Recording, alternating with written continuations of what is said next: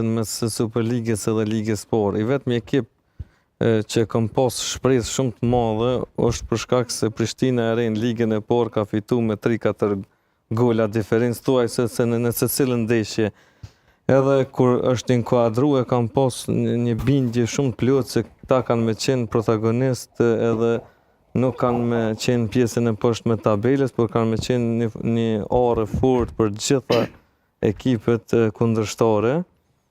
Por ja që po shihet shumë qartë se Superliga është një tjetër nivel.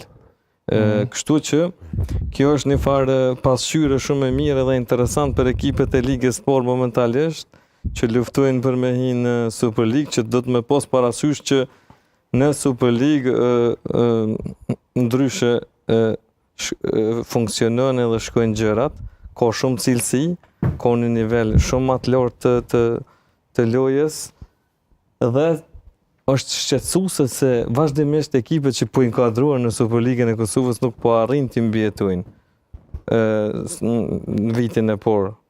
Gjë që jep me kuptu që ndoshta do të me investu ose po bojnë gabimet njëjta, po ndrojnë shumë lojtar, thjesht nuk i kuptoj vetëm se diçka nuk po funksionon te ekipet që po inkuadrohen në këtu. 3-4 vitet e fundit vazhdimisht vrejmë se ekipet veç hinë e përqafojnë Superligën dhe binë prap në... Zdinë e marë përqafimin. Nuk e përqafojnë mjaftu shumë mirë.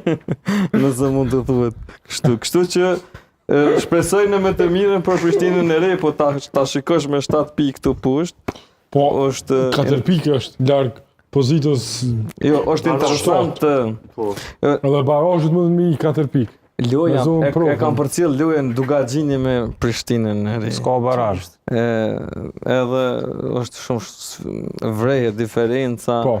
Apo kupton, është pak problem për secilin trener.